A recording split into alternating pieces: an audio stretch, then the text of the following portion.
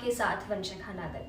आइए रुक करते हैं सीधे पंकज आर्य की ओर, जो इस वक्त बेहद दुखद समाचार आप तक पहुंचा रहे हैं। भारत एक कृषि प्रधान देश है और किसानों की क्या हालत है ये किसी से छिपा नहीं है। प्रतिदिन किसानों की स्थिति जो है वो दयनीय होती जा रही है और इसका तकाजा रोज देखने को मिलता है।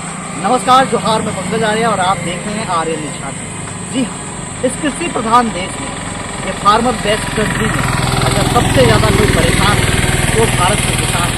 सबसे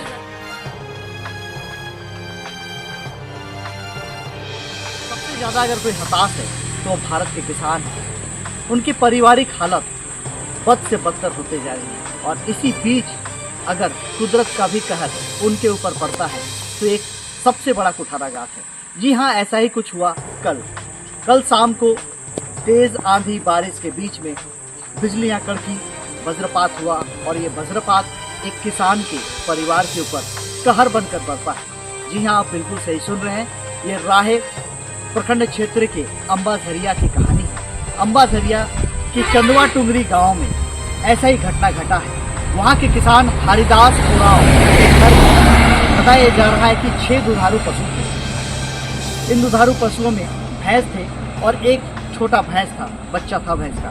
ये सारे जो है वो वज्रपात के चपेट में आ गए और उनकी मौके पर ही मौत हो गई। ये दुधारू पशुओं से, उनके दूध से, उनको दूध निकाल के बेचकर ये किसान अपना परिवार चलाता था। लेकिन आज स्थिति उसकी ऐसी हो गई कि ये जब दुधारू पशु ही नहीं रहे तो आमदनी कैसी होगी, कैसे उनका परिवार चलेगा, ये बड़ा सवाल अब उनके बीच में उभर कर सामने आया है। मैं आपको बताऊं कि किस तरह से दुधारू पशु जो है वज्रपात की चपेट में आकर घटनास्थल पर ही मौत हो गई है। आप तस्वीरों के माध्यम पर साफ तौर पर देख सकते हैं कि किस तरह से दुधारू पशु भैंसों की मृत्यु हो गई है और एक किसान जो है वो परेशान है, हताश है, निराश है। वो मुआवजे की मांग करता है, वो प्रशासन से मुआवजे की मांग करता है। उसकी पारिवारिक हालत जो है इस समय दयनीय हो गई है, क्योंकि ये दुधारू पशु सिर्फ लोगों को दूध नहीं देते थे बल्कि इस परिवार के लिए भरण पोषण और इस परिवार का जो परिवार चलाना है वो तमाम चीज़ों को लेकर ये दुधारू पशु की सबसे बड़ा सहारा हरिदास उरांव का थे। लेकिन अब ये दुधारू पशु नहीं बचे हैं और परिवार के सामने एक विकट स्थिति बन चुकी है।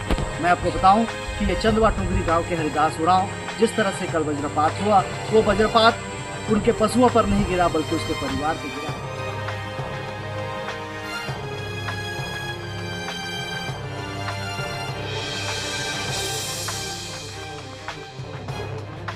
आइए सीधे तौर पे हम लोग जुड़ते हैं हमारे स्थानीय संवाददाता संतोष के साथ, जो इस वक्त पूरी रिपोर्ट आप तक पहुंचा रहे हैं कि किस तरह से राहे प्रखंड के अंबाझरिया पंचायत के चंदवा टुंगरी गांव में मौत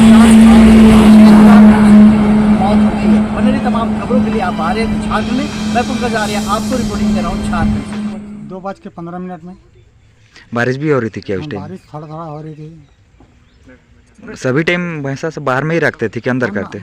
रात में अंदर रखते थे, दिन में बाहर रहता था। क्या क्या उपयोग में लाते थे भैंसा सबसे?